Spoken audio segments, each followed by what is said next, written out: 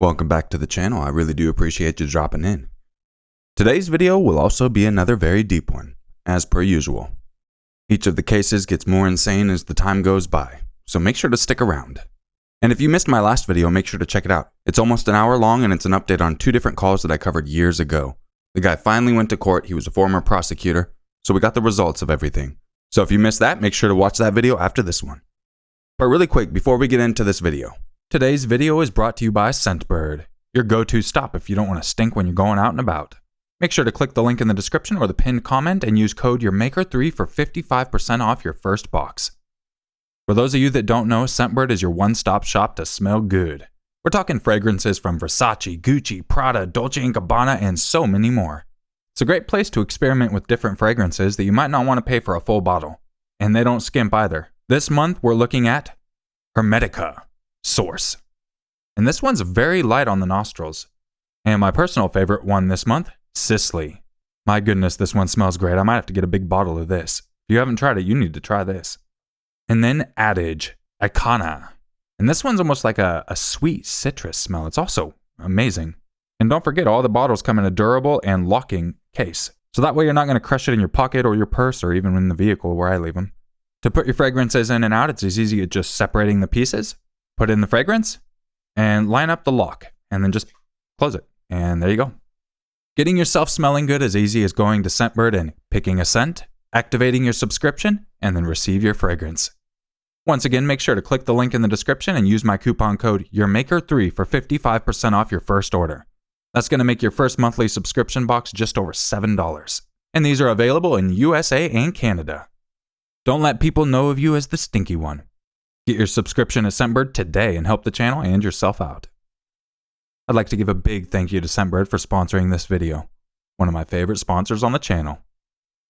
And without any further ado, let's begin.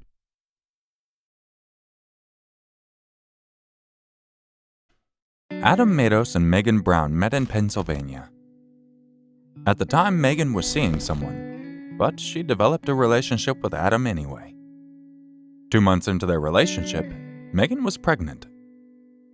She gave birth to a son. She named him Ishmael Tristan Santisteba. Her boyfriend at the time believed Ishmael was his son and was preparing to raise him. However, a DNA test later proved that Adam was Ishmael's father. Unsurprisingly, Megan and her ex broke up after that. Adam and Megan had different ideas on how to raise their son. Megan was patient and loving, whereas Adam was a disciplinarian.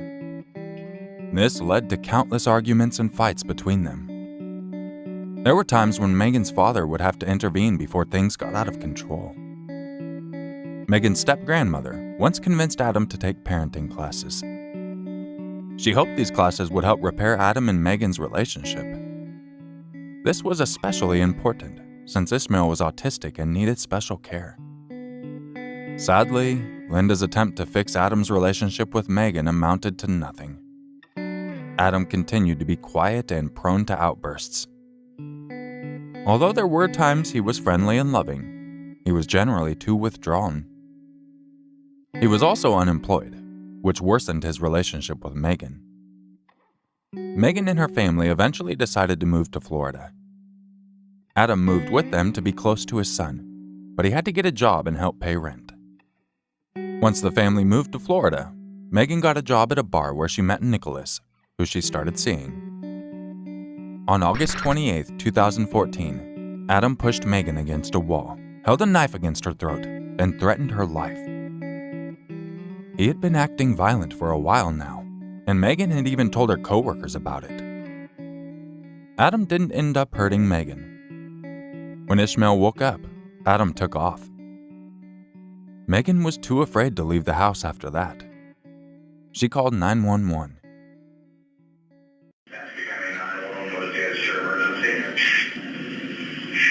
Street for me, please. Ma'am, can you spell the street name for me, please? Okay, what is your name? What is it? What is your first name? Brown, like the color. Okay, tell me exactly what happened. I just moved here. Tell me exactly what happened, Megan. Okay, so I just came home, and dad put it next to my throat. Cut my hand, I'm like bleeding everywhere, and my son's freaking out. I really don't want to do this in front of anybody. Okay, where is he at? He took off. Okay, when did it occur? We did this in my son's room. My son woke up. Okay, ma'am, he cut your hand with a knife? Yes. All right. Bleeding everywhere. Okay, that's the father of your son? Yes. Okay, ma'am, it's gonna be okay. I'm sorry, baby, what do you mean? You wanna play along your song? Okay, so give me a, It's okay, baby. I'm sorry. You just have to come up here as soon as possible. You literally tried to get away.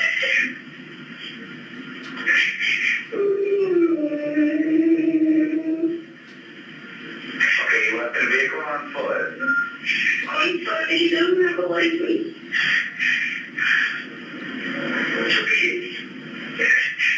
He probably has a shirt, Jamie. He has a bike and he has no shirt on. He has... Okay, hold on, Megan. Hold on a second with me. Hold on with that. I already got deputy dispatch for you, so give me a time delay, okay, when that happened, when he cut you with the knife. He just did it 10 minutes ago. Okay, 10 minutes? Yeah. Okay, what is his name? It's Adamos. Okay, well, how old is he? He's 28. 28? Okay. Almost 29. Okay, what is he wearing? He was wearing no shirt when he left. I don't even remember if he was wearing shorts or not. If he is wearing shorts and can't wear shorts, then I won't. Okay, which direction did he leave on foot? Like, where did he... I don't know. To be honest, as soon as he left, I went down to hear something. He started to feel... Okay, Megan, do you need an ambulance? I don't know. I just want somebody to come here right now. I can see the meat in my finger. You can see the meat in your finger? Well, how big was the knife? It was like... Okay, did he still have it on? Megan, oh, you need to calm down, man. Did he still have the knife on him? Later that day, Megan called her boss to tell him she couldn't go to work because she was afraid for her life. Her boss was the last person the police confirmed Megan spoke to before Adam killed her. At 11:45 that night, gunshots rang in the neighborhood. Adam had shot Megan and her father before bludgeoning Megan's mother and Nicholas with a hammer. He then went to Craigslist to start selling off possessions. Ishmael was in the house when these horrors unfolded, and for the next couple of days, Adam left him in the house for hours at a time. The smell of the dead bodies started to waft out into the neighborhood. Linda Thomas eventually got in touch with local authorities and asked them to conduct a welfare check, since she hadn't heard from Megan since August 28th. The police went over to Megan's home. They found a lot of blood in the house, the garage, and in the family van. They then discovered 4 bodies rotting 1 mile away from Megan's home. Meanwhile, Adam was on the run with Ishmael. He had taken a cab to a bus terminal, but since there weren't any buses leaving that day, he booked a room in a nearby motel. The police tracked him to said motel and arrested him. During his trial, Adam argued that he was acting in self-defense, but was convicted on all counts of first-degree murder. The only surprise was that he didn't get the death penalty. Timothy Wilson had a history of child abuse, dating back to his marriage with Amanda Powell. They were together while Timothy was on military duty in Washington. At the time, Amanda had 2 children of ages 2 and 4. She thought Timothy was a kind man, until she noticed how controlling and abusive he was. Timothy also threatened Amanda. He wouldn't even let her drive the family car, nor befriend other military wives. One day, Amanda got into a fight with Timothy. She was trying to protect her children from him. She wound up breaking his nose with a jewelry box. But when the military police showed up, they took her away, and she ended up in jail. Timothy and Amanda eventually broke up. Timothy remarried and took his violence to a new level with his new stepson. Kristen Swan did not stop him from torturing the 11-year-old boy, who looked miserable and was 9 kilos underweight. What Timothy did to that young boy is unbelievable. He hung him upside down by his ankles and battered him with a wooden spoon and back scratcher. He also used his fists. As a result, the poor boy was nursing injuries all over his body. Then January 2021 arrived. The whole family went out for dinner at a restaurant called Mrs. Potato. Timothy wouldn't let his stepson order food.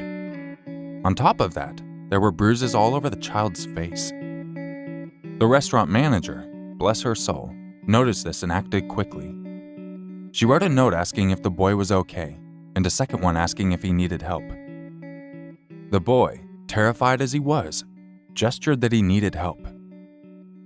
That's when Flavianne went to call 911. Orlando Police 911, this is Fahad on the recorded line. What's the address of your emergency? Yes. All right, do you need the police or the paramedics there?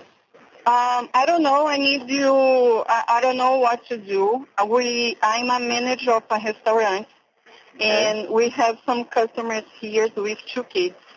One of the kids is with a lot of bruises on his arms and on his face. Okay. And the parent is not done giving food for him, but is giving to the another kids that are with them. And the one is so quiet, and I asked him on a paper if he needs help.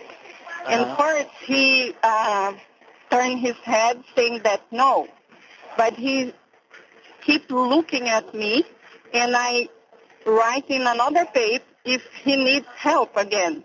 And he make me a sign that yes, he needs help. So I don't know what to do. Okay, so are they at the restaurant right now? Yes. Okay, what's the name of the place? It's Mrs. Potato Restaurant. Mrs. Potato Restaurant? Mrs. Potato, All right, and the family that's there, is it, how old is the child, first of all? How old does he look to you? About 8 years old.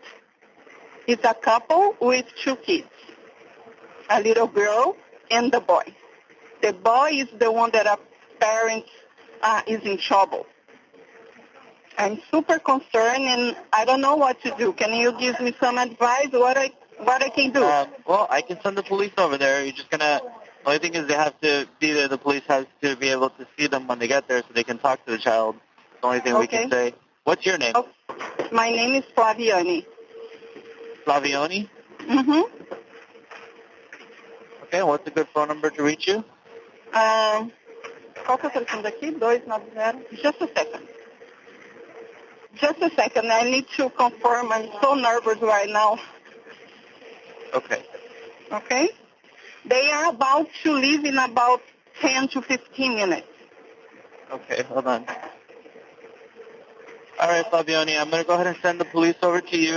We're asking everybody that's meeting with the officers if you've had the flu, any flu-like symptoms, or had contact with somebody that has recently? No. Okay. Also, how many people did you say were there in total again? I'm sorry?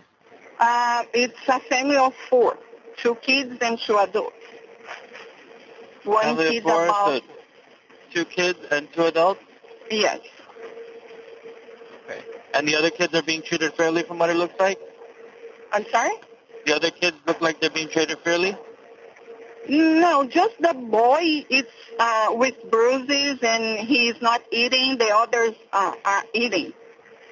And when we get their orders, we ask what the boy is going to eat. And the father, the man said, no, he's not going to eat anything.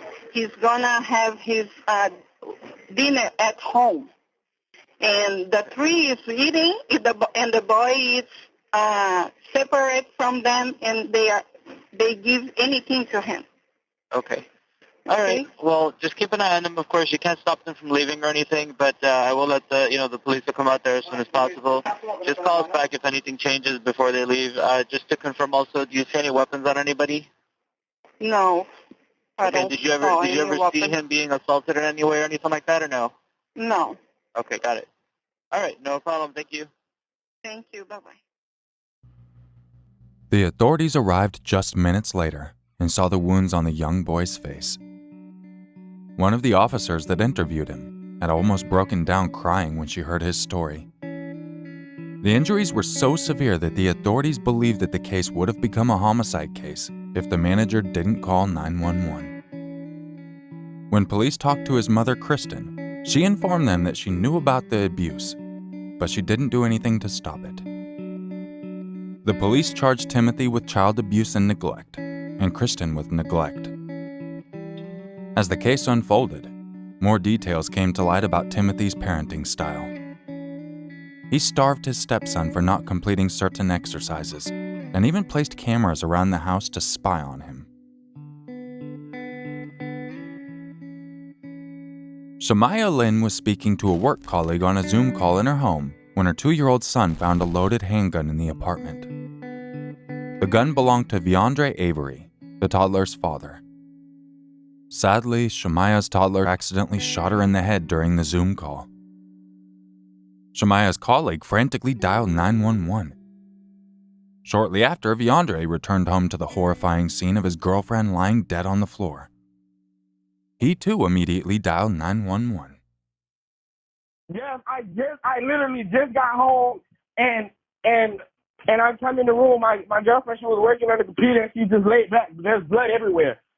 Okay. Now, I did have somebody already call. We do have paramedics already on the way. Somebody called because they were on a Zoom meeting with her. I know, honey. I know. And how old is your girlfriend? She's 21 years old.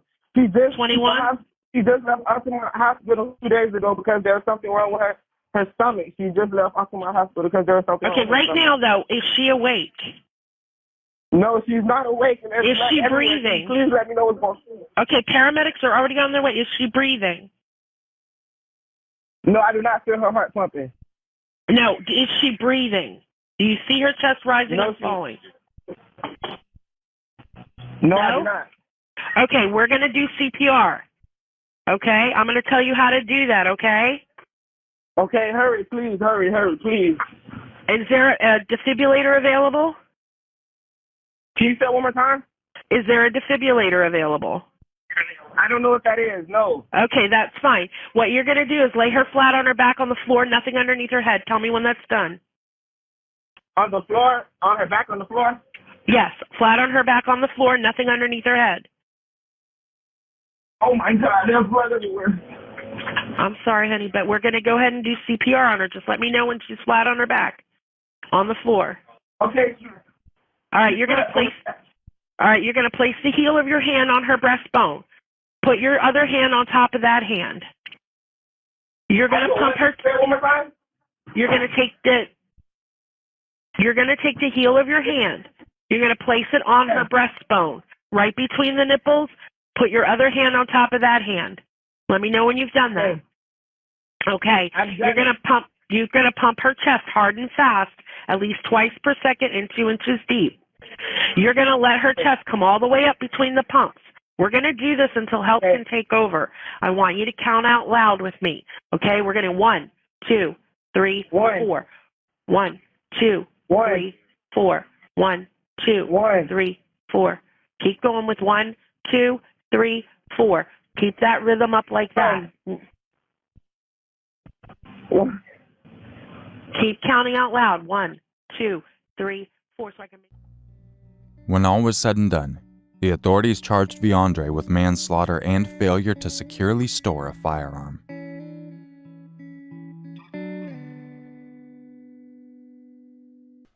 Jose Hernandez, a 38-year-old man, was generous and loving. He was lively, energetic, and a jokester to his niece. He was hardworking and a good friend to everyone around him. His kindness extended to his ex-girlfriend, Mary Ann, who remained a part of his life. Jose met Marianne in 2005, and the two started dating. He was madly in love with her and was thrilled when they moved in together. In 2012, Jose took out a life insurance policy at the insurance company Marianne worked at. At the time, he put his niece as the beneficiary. His plan was to change it once he had a wife and kids. In 2013, Jose had a change of heart and decided to make Marianne the only beneficiary of his employee stock options, his 401k plan, and his life insurance through his company whilst leaving the other one to his niece. Jose had no idea that Marianne wanted her name to be on all the policies, and she was willing to go quite far to get what she wanted. She started scheming behind his back by meeting Anthony Del Graza, a friend of her son's and an ex-member of a Latin gang. She convinced him to blow up a car in Jose's name for an insurance payout. She then blamed her ex-husband for the car explosion. She claimed he did it out of revenge. In return, Jose received $40,000 from the insurance company. Unfortunately, Jose was blind and could not see that Marianne was manipulating and using him. She was selfish and greedy, wanting to get the most out of Jose while using their relationship as a guise. Jose later changed his beneficiary on the other life insurance policy, leaving his niece with 60% and Marianne with 40%. To make matters worse, Marianne was also living a double life. In Ottawa, she led Jose on by giving him hope that they could rekindle their love. However, in California, she had fallen in love with another man and married him, keeping it a secret from Jose. She moved back and forth, spinning her web of lies. All the while, Jose allowed Marianne to live with him when she needed a place to stay, and even paid all of her bills. He went as far as buying Marianne a Hummer, a $25,000 trailer, and financially supporting her sons. Even though Marianne was mainly financially supported by Jose, she wanted a life beyond her means. The money she was receiving was not enough, so she started to hatch a plan.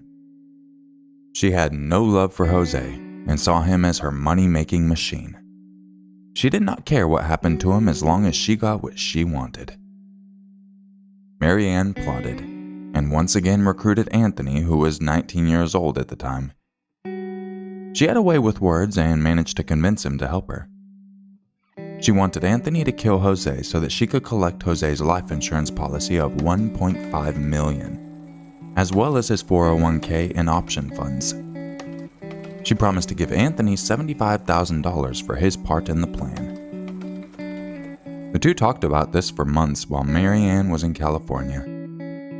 She was desperate to get it done, and as soon as she came back to Ottawa, she was ready to carry out her plan. On a cold, snowy night on January 5th, 2014, Anthony hid behind Jose's car and waited to ambush him. Jose came down from his apartment, ready to make his way to work. He had another late shift that day. He started his car to warm it up, and went to throw the trash he'd come down with in the dumpster. Anthony took his chance and jumped him. Seconds before he got close enough, Jose recognized him and called out his name. Anthony did not falter and hit Jose in the head with a heavy metal rod. Jose tried to run away, but slipped on the ice. In pursuit, Anthony slipped as well, but quickly got back on his feet and kept swinging the heavy car ball joint at Jose. He landed blow after blow until Jose lay there bleeding and unconscious. Anthony ran to the car that was parked nearby, with Marianne waiting for him. He tossed the ball joint on his way. In the car, Marianne grilled him on whether or not he was sure Jose was dead. She insisted that the plan would only work if he died and didn't end up as a vegetable. She even said she knew people in low places that could finish the job if Anthony hadn't been successful. The two drove off and went to make sure they had their alibis. Anthony burned his clothes as well. The next day, he tried retrieving the murder weapon he'd tossed, but too much snow had fallen and he couldn't find it. It would later be found by the police. So she decided to be the one to contact Jose's family, claiming she couldn't find him at his home. She acted out her part as a worried friend, lying to everyone around her. She was also the one to call the police and notify them Jose had gone missing. Ottawa 911. Yes, ma'am. I need an officer to come to the apartment of 1132 Amber Trace, apartment 3, Holland, Michigan, 49424. 1132 Amber Trace number 3. Yes, ma'am. What's the problem there? I can't find a friend of mine that's in his apartment. He's my ex, and I came over, and I've come over 2 times already, and the bed is made. He hasn't laid on it, and his car has been on apparently since 6 o'clock this afternoon, and I don't find him, and I don't see him anywhere. Okay. And I don't know what else to do. Okay, what is your name? My name's Marianne Hinojosa. Okay, spell your last name for me, Marianne. Hinojosa. Okay, Hinojosa. Yes, ma'am. Okay, what is your friend's name? Jose Hernandez. Jose Hernandez? Yes. Hernandez? Yes, yes. Does he live here by himself? No, my son lives there. I used to live there up until like 5 months ago. And we just all got back, my son, myself, and because I got married, my husband. We came from California. Okay, so who does Jose live in the house with right now? Is it just him? My son, my oldest son. How old is your oldest son? He's 19. Is he home? No, I just saw him, and he was with his friends. But, he says that he saw the car that was on at 6 o'clock. He didn't know it was on right now. I'm the one. I checked it, and it's on. Okay. And so did your son know where Jose might – when was the last time your son saw Jose? I don't know when he saw him. See, Jose works third shift, and then he gets out and he sleeps during the day. So my son is in and out. They hardly see each other. Okay. Where does he work? He works at Royal Technologies. At Royal Technologies. And what is his shift time? What time is he supposed to be there? He's supposed to be there at 12. And, ma'am, he's not a person to be late. Anybody will tell you. Do you think he might have gotten a ride needs an from hour. somebody? No, his car is on. No, Okay. his car is on. What kind of car does he have? A Honda Civic. And it's been parked outside running since 6 p.m.? Well, I don't know if it's been on since 6 p.m., but my son saw it on at 6 p.m., and then I went over there right now, and I saw the lights on, and when I got close to it, because it's a new car, you don't really hear the motor or anything. Okay. You can hear that it's on. Okay, so it's running right So now. I don't know. What color is it? It's a white one. Okay, so then you went into the apartment inside, Yes. and he's Yes. not there. No. And I went there earlier today at 4, and he would sleep. He sleeps at this time. Was he sleeping at 4 o'clock? No, he wasn't there, and the bed is exactly the way it was before. Okay, so you went at 4 o'clock, and he was not there. Was his car there at 4 o'clock? I don't know. I didn't see it. To tell you the truth, I didn't check it. I mean, Okay. Did I? I don't remember. Okay, it's all right. All right, Marianne. And so now you're there. The car is there, but his. No, I'm not there. I'm on my way back because I went to go ask his sister if she's heard from him, and she said no. And they didn't know where he lived, so I gave them the address, and they're going to meet me there right now. I'm going back. Okay, what is his date of birth? Do you know his date of birth? March 17, 75. Okay.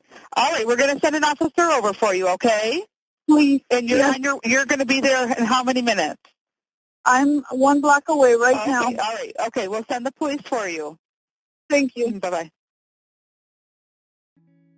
The search for Jose continued, but it wasn't long before his body was found. Jose's sister was the one who discovered his body on January 6, 2014. He was lying next to his car at Amberwood Apartments in Park Township. He was covered in snow, frozen, and bloody. It was clear he had been attacked less than 24 hours ago. The autopsy showed he was ambushed and hit by a hard object at least 5 times. The final report determined he died due to blunt force trauma on his head. The police ruled it a homicide and began their investigation. Marianne was quickly brought in for questioning as a suspect in the case. It was during her interviews that she brought up Anthony's name, who wasn't even on the suspect list. She was ready to throw him under the bus, thinking she wouldn't have to pay him if he ended up in prison. Anthony was arrested, but unlike Marianne, he couldn't bear the guilt for the crime he committed. He pleaded guilty to second-degree murder in August. He wasn't going to go down alone. He agreed to testify against Marianne as a key witness. In sometimes emotional testimonies, Anthony confessed to Marianne's involvement, naming her as the mastermind behind the whole plan. His testimony placed Marianne at the murder scene, and he confirmed that she even wrote a checklist that outlined Jose's death. She told Anthony that she would burn the note, but instead kept it, not knowing it would be a piece of evidence that would seal her fate. After a police search, the checklist was found among Marianne's belongings in her sister's basement, where she was living at the time. Despite the overwhelming evidence against her, Marianne insisted on her innocence. She claimed the checklist was part of a book or a movie script she was writing and had nothing to do with Anthony or Jose. But her lies were inconsistent. She later said Anthony forced her to write it after killing Jose by threatening her son's life. In a third claim, she told authorities an unknown man burst into her home, grabbed her by the throat, and forced her to write the list. Obviously, nobody believed any of this. Marianne was found guilty of first-degree murder, solicitation of murder, conspiracy to commit murder, and providing false information to a peace officer. Marianne maintained her innocence and years later filed an appeal. However, her murder conviction was upheld due to the overwhelming proof of her motive. Evidence of a previous attempt to commit insurance fraud by burning her car was also brought up. Anthony was found guilty of second-degree murder and conspiracy to commit second-degree murder. He was sentenced to 20 to 40 years in prison. Throughout his trial and sentencing, Anthony was emotional and admitted to having made the worst decision of his life by murdering Jose. After being sent to prison, he reached out to Jose's family apologizing for what he had done.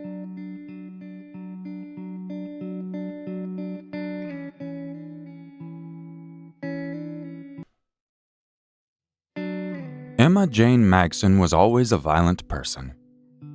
In 2012 alone, she got 2 convictions, one for assaulting a girl and another for smashing a glass on a female's face, leaving deep cuts. Her upbringing was quite sad as well, as she was exposed to violence at home and bullying at school. Her record of violence affected her romantic relationships as well. When things turned sour between her and her latest boyfriend, James Knight, who was a father of 2, her violence reached a place of no return. One night they were headed home from a night out.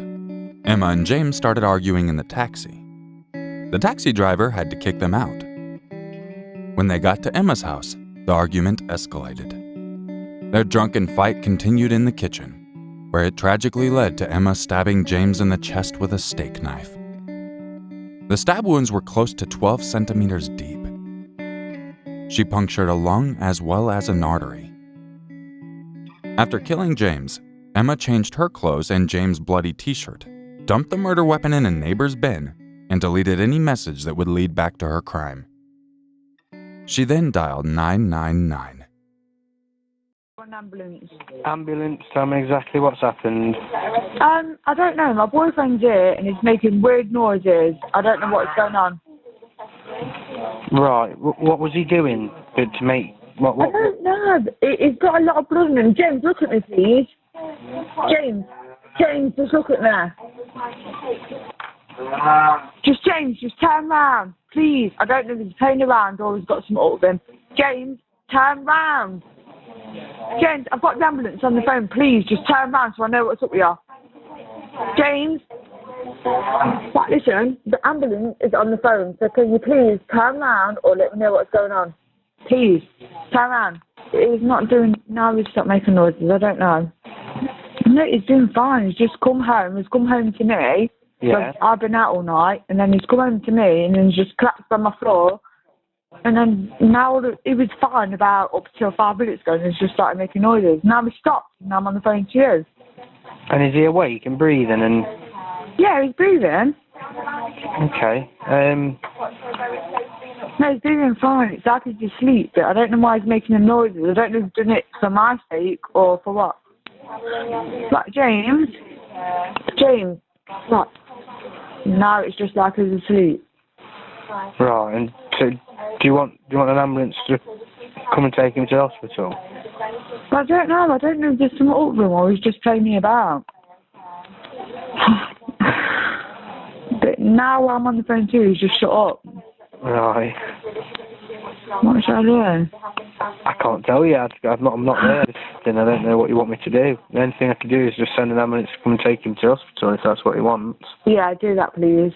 Right, okay, so just bear with me then. James, an ambulance is coming, okay? Well, he's breathing like normal, but an ambulance is coming, okay? What's your address? 20 Street. What's your postcode? LE3. Yep. 9GU. GU, yeah? Yeah. You say Sylvan Street, yeah? Yeah, Sylvan. Yeah. How old is he? 26, 27. Born in 1990. James. Is his eyes open at all? Is he awake? Well, to be honest, it looks like he's sleeping, but it ain't how he normally sleeps because I live with him, so it ain't how he normally sleeps, that makes sense. Right. It looks like he's had a fight with someone.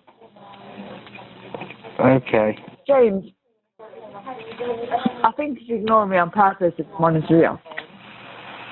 Right, okay. Sake. James, police are on the way. He's just breathing. Right. The police are on the way. No. Ignore me. Okay. What's his date of birth? Do you know it? Yeah, we do. The 31st. Yeah. The 12th. Yeah. 1989. Alright, well, we'll get someone sent over to him.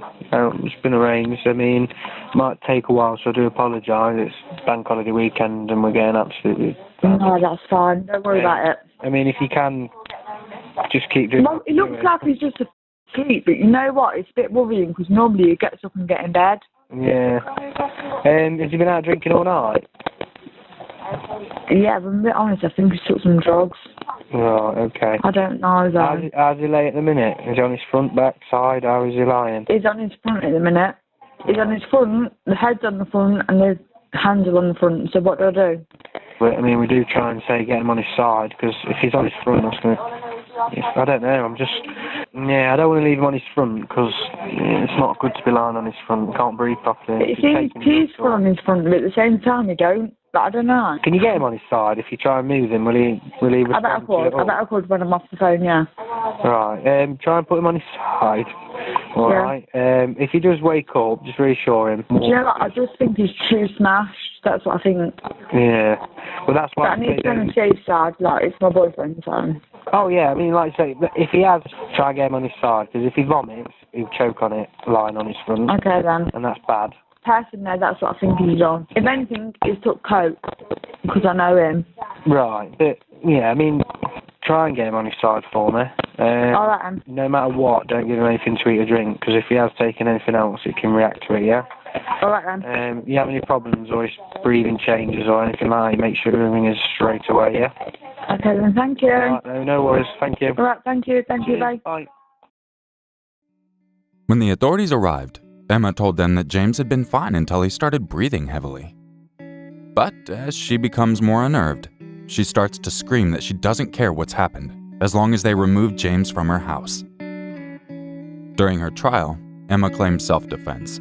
But given her record of violence and the fact that she lied when talking to the 999 operator, she was convicted of murder anyway.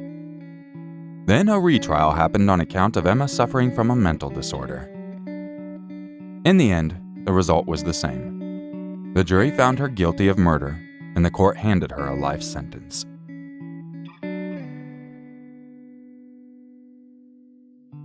Matthew Constantinou owed Ricky Marshall, a man he knew quite a while, 10 pounds for marijuana. Their relationship went south since Matthew kept ignoring Ricky's demands for the 10 pounds that he owed. On one occasion, while Matthew and Ricky were discussing the debt over text, Ricky said he would talk to Matthew's mother about it.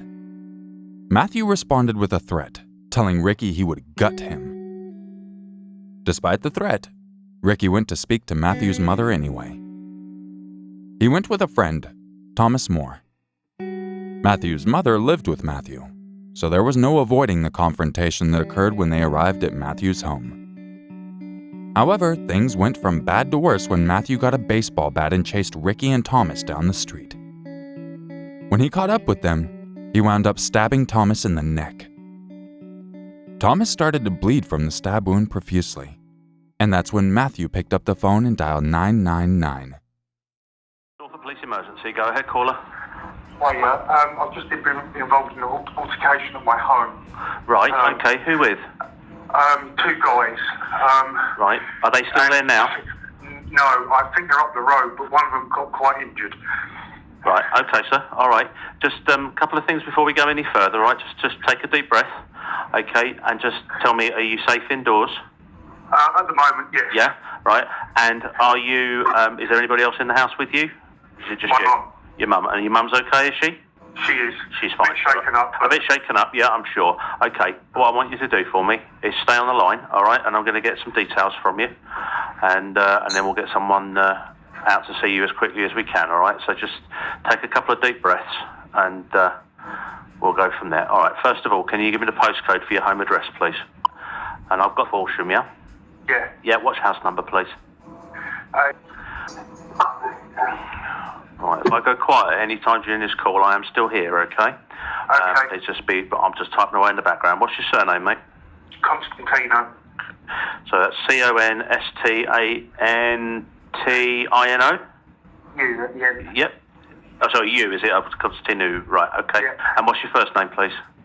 Matthew. Matthew. All right, to call you Matthew, is it?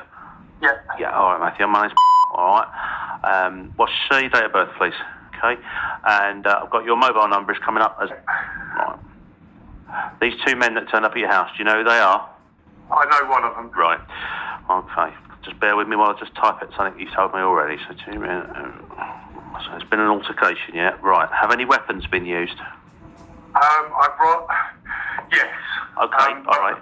I want to sort of have legal representation before I sort of go into any detail. Right, no, that's fine, okay. What I need to know, obviously, I'm sending police officers out, okay, yeah. and I need to know that those officers are safe. So, I'm not asking you to incriminate yourself, okay. You're not under caution. As far as I know, I think an ambulance is required, to be honest. Right, okay. Can I ask you, what has been used to cause the injuries? Just tell me that. I'd rather not say. Right, Matthew, you understand why I'm asking you the question? It's not to incriminate you. Okay. I don't understand the law. A lot's happened. Right. And for fear of incriminating myself, yeah. Well, you're not. I don't want to give too much details. No, you're not going to. All right.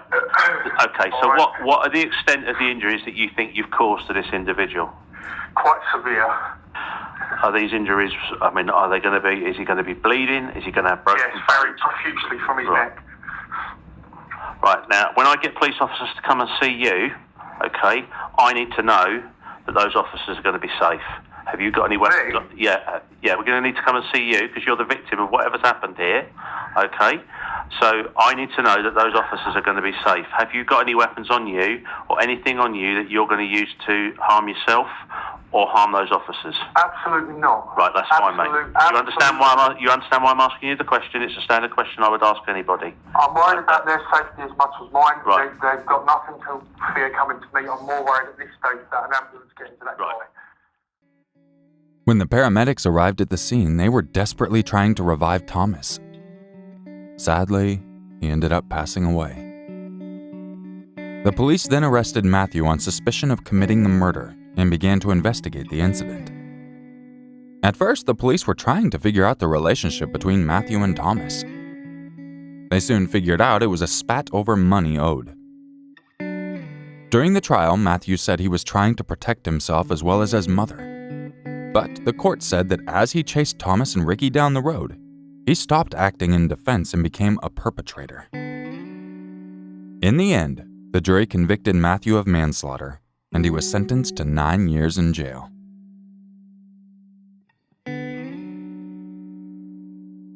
Alec and Anna Butt were married for 18 years before Anna decided to leave him. They had twin daughters together, and Alec was a successful businessman. But he was also violent, hence why Anna could no longer be with him. Separating from Alec was difficult for Anna, and when she started seeing someone else and told Alec about it, given their history together, she started to fear Alec would react violently. She lived with anxiety for a long time and couldn't even walk in her garden without feeling paranoid. While she was trying to move on, Alec was finding it hard to accept that Anna didn't want to be with him and that she had started to see someone else. He was determined to get her back. And one day while Anna was at work, Alec wore a hoodie and a mask and went to her workplace.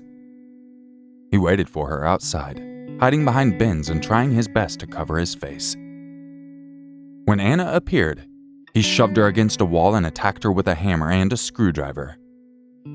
He caused serious injuries to her head, arms, and hands. He even muffled her screams so that nobody could hear her. Anna knew who was attacking her, and she managed to pull Alec's hood down to confirm her suspicions. Thankfully, a witness saw the entire scene unfold and dialed 999. Someone's being attacked behind my showroom. Ladies Road, what's happening there? Somebody's screaming behind my showroom. I think someone's being attacked. Okay. Are you okay? Oh my... What's going on? Someone's being... Okay, can you tell me what's going on, please? Can you tell me what's going on? There's a man attacking a lady. Okay, so what is going on? Is anybody injured? Pardon? Is anybody injured? No, they're being attacked. I'm watching him hit her. Okay, I just need to understand, are there any weapons involved? Okay, I'm trying to get someone there, but I need to know exactly what's going on. Can you tell me? A man is attacking a woman quite violently behind my showroom. What is he attacking her with? I don't know, it's quite dark. He's pushing and punching her in the face. I don't know. We're coming, the police are on their way. On the phone, I need a description. Can you tell me? He's wearing a hoodie. He's dragging the woman. It's her ex-husband. He's going mad. He's ripping her face to shreds. He's screaming. I think he's got a knife. He's smashing her in the face. He's really hurting her. Can I go and intervene or not? Okay, don't intervene. No, keep safe. I'm going to get one of my colleagues to bring ambulance. Will be a second. He's put a hoodie up. He's wearing... Go into my showroom. Oh my God! Oh my God! Oh my God! You need to send an ambulance immediately. About an hour and a half after Alec fled the scene of his crime, the authorities tracked him down and arrested him.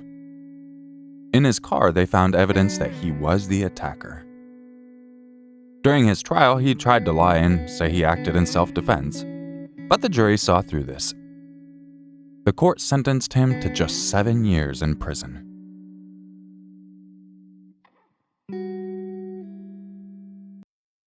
Conrad and Heidi Truman got married on July 11, 2009, on a mountain in Park City, Utah.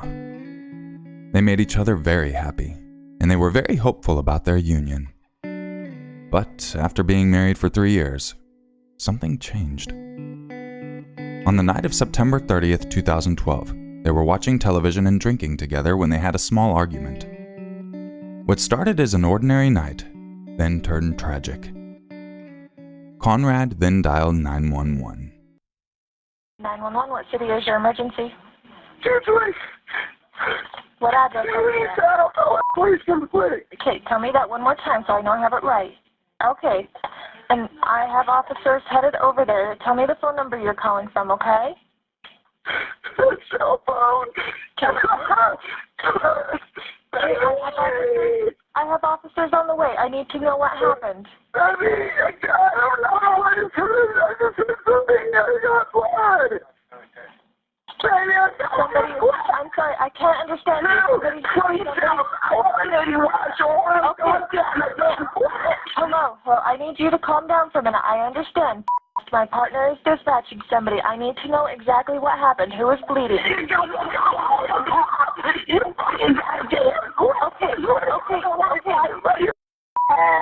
I swear to God. Okay, no, I can't. You need to slow down. Calm down, okay? Okay? I can't understand you. You need to talk a little quieter, okay? You don't get echoing to your wife on your head. You're my wife. I don't know what happened. Okay. I really don't know what happened. I swear to God. She came out of the shower. She came out of the shower and I heard a pause and there was blood and she had blood. Okay. Right now. Tell me your name. What is your name? Okay. I have officers and paramedics on the way, okay? Okay. The authorities arrived to find Heidi naked with a bullet wound to her head. There was blood in the kitchen, the sitting room, the bedroom, the bathroom, and Conrad himself was covered in blood. Oddly, Conrad let his dog walk around the house, compromising evidence. And while the police searched the premises, Conrad went to the bathroom without informing anyone. When the police asked him about weapons in the house, Conrad wouldn't give them a straight answer. He was very evasive. This was just the beginning of a string of suspicious acts that would put the authorities on Conrad's trail. At the hospital, Conrad rubbed Heidi's feet and kissed her forehead. He held her and apologized for not being able to protect her. He then asked out loud why Heidi would bother shaving her legs if she was going to kill herself. Most of what Conrad told the authorities that day was questionable. He initially said Heidi killed herself. Then he said a black man shot Heidi while she was in the shower, and that Heidi stumbled out of the shower and made it to the kitchen, where she finally collapsed and died. Conrad went further and claimed that he saw the man who did the shooting. Forensic evidence didn't match up with either story Conrad was pushing, and the police couldn't shake off Conrad's strange and erratic behavior the night they responded to his 911 call. So, they tried to follow up with him at his workplace, but he wasn't cooperative. He told the police, "You have questions? Well, they can wait until I'm ready. I don't know nothing, man." It took the police 10 months to gather evidence against Conrad before they arrested him. They found out that Heidi had an $880,000 life insurance policy and suspected Conrad of killing Heidi to collect the money. They set his bail at $1 million cash and charged him with first-degree murder and obstruction of justice. During Conrad's preliminary hearing, witnesses spoke about how he tried to cover up the truth with lies. He claimed Heidi killed herself before changing the story, saying that she was murdered by a black man. Police officer William Cook, who was on patrol that night, also came forward as a witness to describe what happened. He spoke about how Conrad kept threatening the police to save Heidi, and how generally agitated Conrad was. Officer Crook added, "Everything he said was just random and out of order. It made no sense." In response to the testimony from Officer William Crook, Conrad's defense said that Conrad was incoherent since he had been drinking when his wife was shot. They later started to advance a new theory about Heidi's death, that she likely shot herself while she was in the shower. They said she was holding a gun when she slipped and accidentally pulled the trigger. However, Heidi's mother, who also testified against Conrad, said her daughter had never been suicidal. Heidi had recently bought an expensive car and was planning a holiday with her mother, so the theory that Heidi was suicidal, which is what Conrad was claiming, just didn't make sense. At the same time, the police theory that Conrad was motivated by Heidi's life insurance policies were also suspect, because the couple was financially secure. In fact, nobody knew of any serious issues that Conrad and Heidi had. The entire tragedy was just unexpected. What's worse is there were no other witnesses apart from Conrad, and he was no longer a reliable source of information.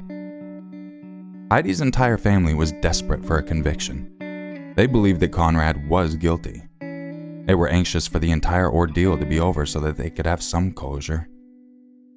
Conrad's defense team, on the other hand, were adamant that there was a severe lack of evidence pointing to Conrad as the killer. They emphasized that nobody was in the bathroom to see what Heidi was doing with the gun, not even Conrad. It took 2 years since Heidi's death for a jury to find Conrad guilty of first-degree felony murder and second-degree felony obstruction of justice. Conrad's fortunes, however, took a turn a few years after his 2014 conviction. It turned out that some evidence the prosecution was using was not entirely accurate. For example, these details, where Heidi's body was and where she had come from, were central to the trial and the jury deciding Conrad was guilty. Even the defense knew this. So, in 2017, when Conrad appealed his conviction, the court acquitted him and he was a free man. But Conrad went further than that. He claimed that he was wrongfully imprisoned and interrogated, and that he was a victim of malicious prosecution. He sued the police and prosecution but lost the lawsuit. After all, his strange behavior, his lies, and the fact that nobody else was present when Heidi died all pointed towards him as a suspect, at the least. Heidi's family was disappointed that Conrad was set free, but they reaffirmed their commitment to advocating against domestic abuse, all in Heidi's name. They still believed Conrad killed Heidi, but in the eyes of the law, he's an innocent man. And years after Conrad's failed lawsuit against the prosecutors and police officers who had initially put him in jail for 4 years, a federal appeals court revived his lawsuit against the prosecutors specifically. The appeals court dismissed the claim against the police officers, but they felt that knowingly misrepresenting evidence, as the prosecution had done with this inaccurate scene diagram, was suspect. When Conrad alleged malicious prosecution, he might not have been lying. The lawyer who is under question is Craig Johnson. He was actually replaced for the second trial against Conrad. Since then, he continued to work at the court attorney's office. Interestingly, the attorney's office fired Craig after they found out he had received tickets to a Utah Jazz game from a defense attorney. We're yet to see if Conrad's newly revised lawsuit will lead anywhere. As for Heidi's death, the medical examiner had changed it from homicide to undetermined a long time ago. Buck was a chimpanzee who lived on Tamara Bragoides Ranch for 17 years.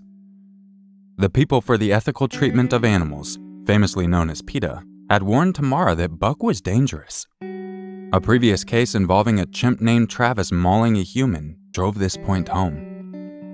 Chimpanzees can be dangerous animals, especially when they haven't interacted with other chimpanzees for long periods. PETA went so far as to say Buck was a ticking time bomb.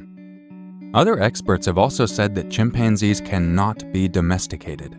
They should live natural lives.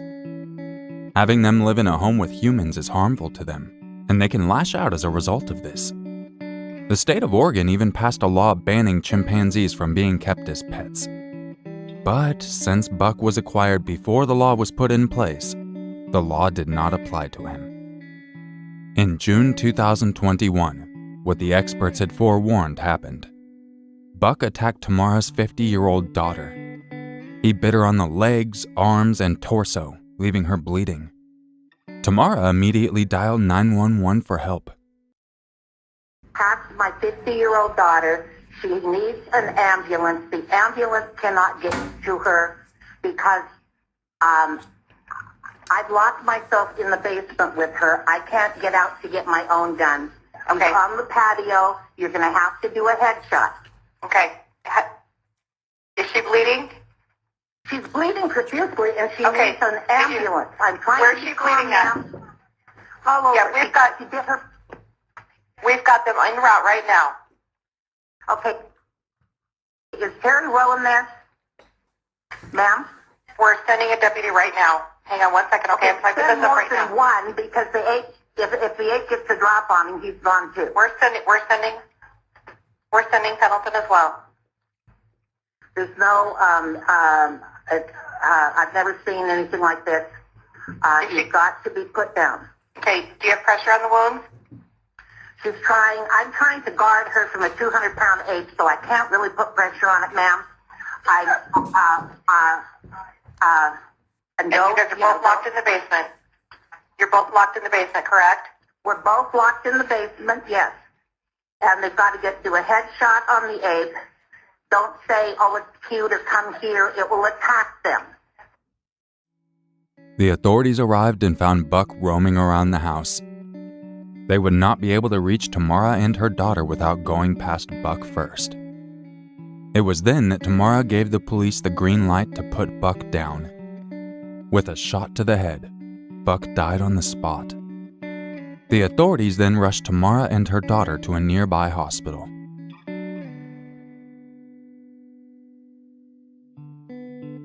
David Katz was a 24-year-old when he participated in a Madden tournament in Jacksonville, Florida.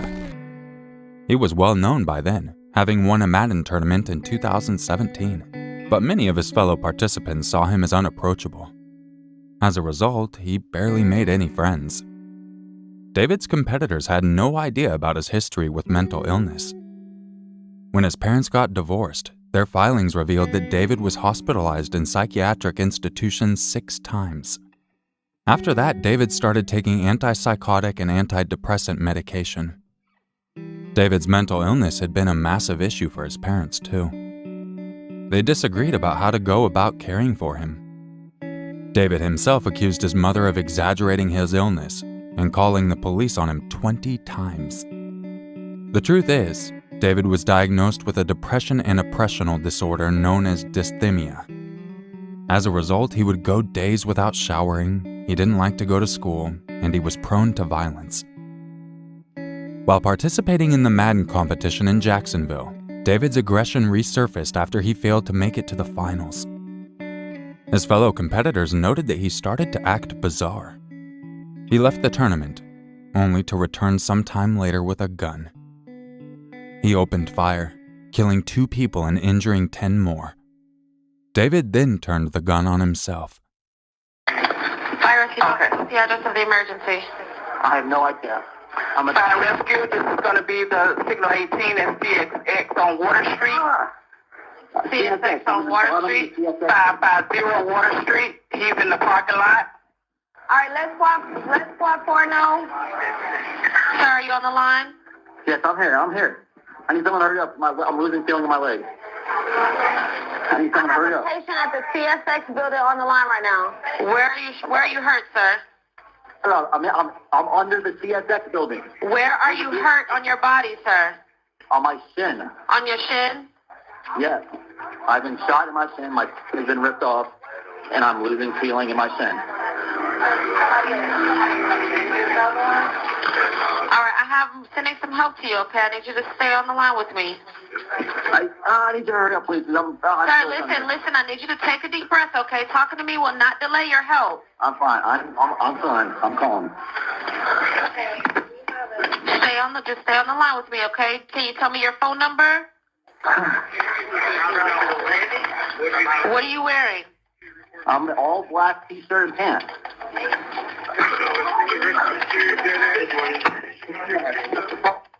Stay on the line, okay?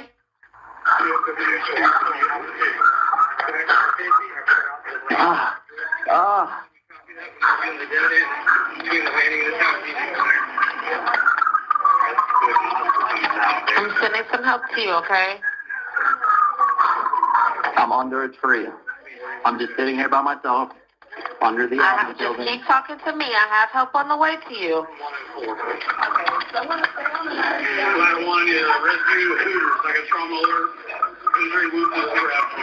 I'm where the employee parking is.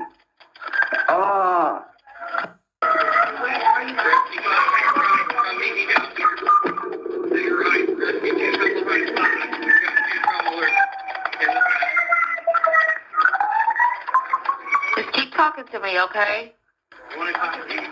What'd you say? Just keep talking to me, okay? I'm not dying. I'm just really hurt right now. I understand. I just want to make sure that they get to you. Please come to Hooters.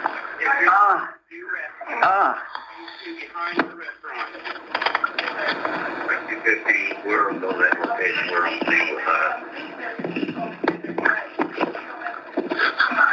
Okay. Okay.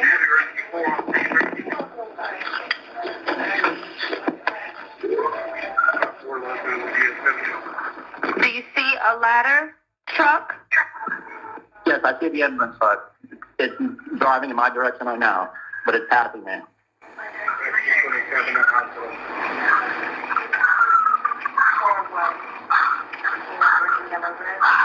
Letter 4 understand it's in front of the he's in front of the CSX building.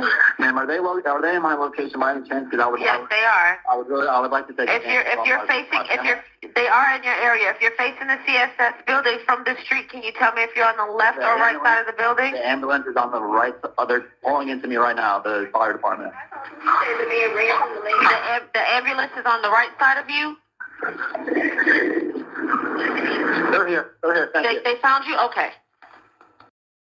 26/2018, 13 hours, 39 minutes, and 35 seconds. Wait, next to CSX. This is the emergency. All right, go ahead and stick with rescue, okay? Yeah, I see the rescue passing by. They're probably going to get more people, but this guy right here is at the 550. He's not by the other stuff that's happening. I just want to make sure we go to the right spot for this guy. Okay, there's a different patient? Yeah, so, well, all right, but there's too many people yelling. He's at 550 Water Street. Yeah, 550 Water Street. Yeah, he was shot, and he, I have him inside of the building for safety.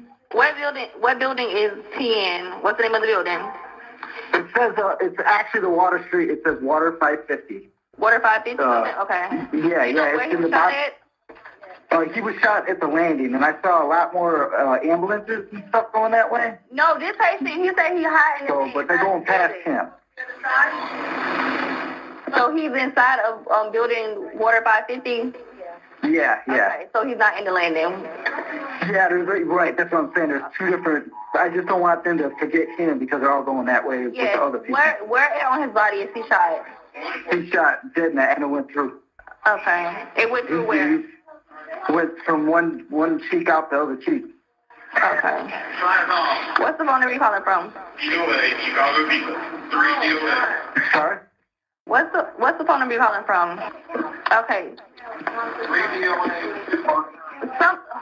Somebody send that because there's something different. Okay, and how old is he? I would say. Make sure you stay inside of the building, okay? Okay. Damn. What's that? Is he breathing? He's breathing, but I'm pretty sure in a minute it's not going to go good for him. Yeah, they're coming. Is the person who did this still nearby? No, I don't know who did anything. I just know we got. Okay. Yeah. He's not bleeding out or anything right now. So. No, I would leave him alone because he's not bleeding out. Okay. Yeah. Is there any serious bleeding?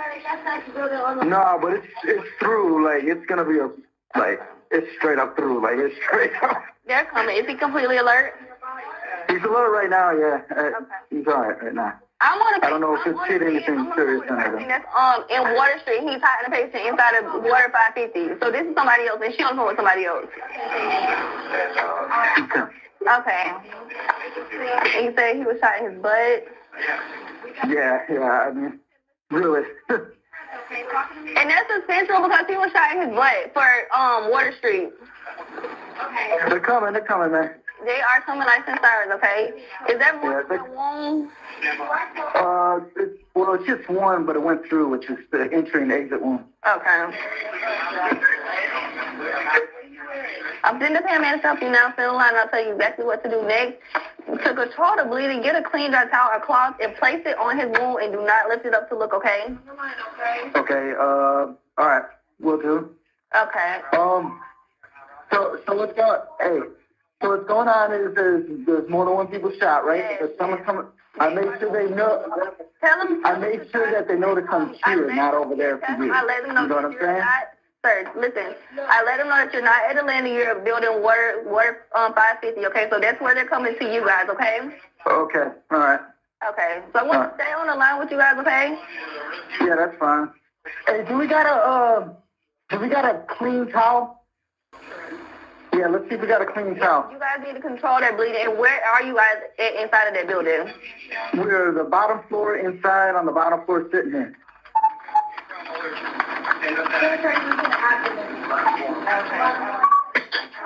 Okay. Okay, we have one of our units that's coming. They're coming to you guys now. Yeah. I just want to make sure that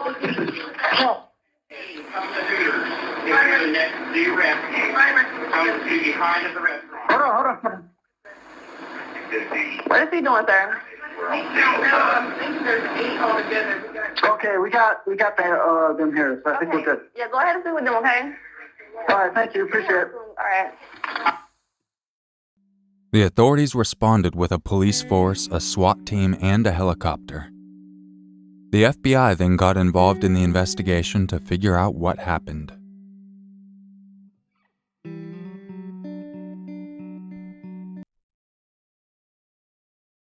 Once again, I really do appreciate you dropping in to check out this video. And if you leave a like, subscribe, turn on notifications, I will love you forever. Just kidding, I already do. You my little babies. If you want to help the channel out and not get stinky, make sure to click the link in the description and use code Urmaker3 for 55% off your first order at Scentbird. So it seems like I'm able to talk a little bit more now, probably sound a bit more like myself now. Y'all would have hated hearing me how I was. I would sound like this a little bit. It was hard to mimic, but had a nice little lisp there. Things seem to be on the up, so no worries here. I hope you're all staying safe out there. I'm going to try to have another video up in a few days for you, so make sure to keep an eye out. I will catch you in the next video. And just remember, it's always scarier if it's true. Bad bye. Oh, and for those of you that don't know the whole story behind Bad Bye, that started in a stream years ago. We were having a conversation and I asked people, why is it we say goodbye to the people we like? And essentially it went from there and I was like, you know what, I'm just going to start saying bad bye. So that was the whole reason behind it. Bad bye.